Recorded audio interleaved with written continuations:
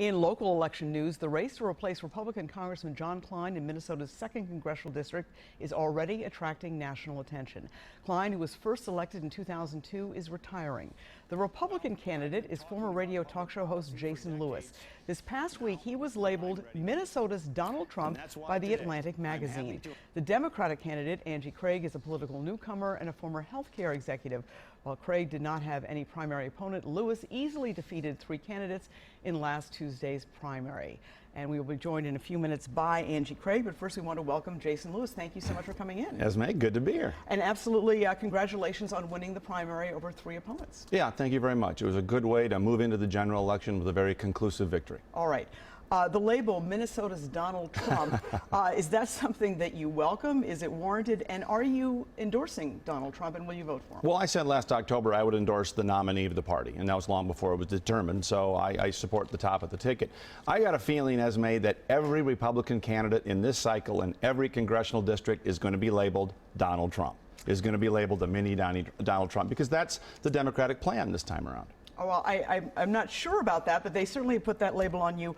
I do want to ask you about John Kline, though, because he has held this seat since 2002. He did not endorse you. He endorsed one of your opponents. If he didn't support you, why should the people of the 2nd District support you? Well, he does support me now, and I'm glad to have his support now, and they're sending a check to our campaign from his campaign committee. But look, we had a number of endorsements. We had the most endorsements of any candidate in the race. We had 15, 20 legislative endorsements. We've had Senator Rand Paul endorse us, Congressman Tom Emmer endorse us. So if you look at all the endorsements from all the candidates in that race, we by far had the widest endorsement level. Okay. Going back to the label that The Atlantic pinned on you, they specifically mentioned what actually one Republican consultant, Brian McClung, referred to as a treasure trove of past comments of yours. You were a very successful talk radio show for 20 plus years. You've written extensively. What about those comments that you've made that Republicans have criticized you for, not just Democrats, but Republicans have as well? Well, look, they're going to go back and they're going to distort and take my comments out of context, but that's the politics of yesteryear. People don't want to hear that in the 2nd District or across the country.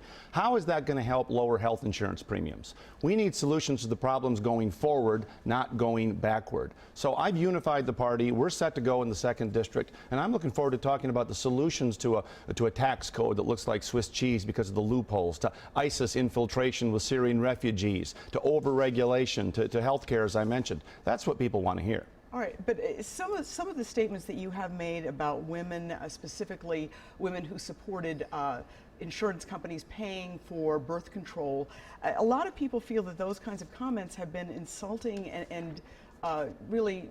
Well, I was talking. Yeah, sure. I was talking about religious liberty and whether people should have to violate their own moral conscience with regard to the Affordable Care Act. And I took a view. Look, it was my job to be provocative on the radio. That was my job. I did it well. But I will stand by the position that people in the Affordable Care Act should not be forced to violate their religious conscience, and I will campaign on that. All right. So, I mean, the comments, these women are ignorant, I mean the most generic way. I don't mean that to be a pejorative. It sounds like a pejorative.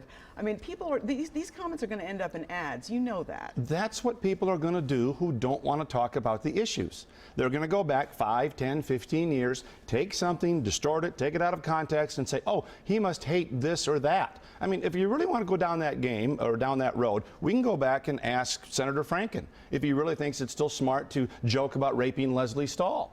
But we can go back and talk about whether his pornographic pictures on Playboy are a good idea or his stories that he wrote for Playboy are a good idea. I don't think that's what we want to do. I don't think that's where people are. They want to go forward and get answers to the problems facing us. All right. Well, I seem to recall that Senator Franken, I believe, got about 60% of the women's vote in Minnesota in 2014, but well, I don't think his attitude was respecting women when he was writing that stuff. Maybe you do, maybe my opponent does, but I don't think so. An awful lot of women voted for him. I think it was the difference in that. An awful lot of women will vote for me.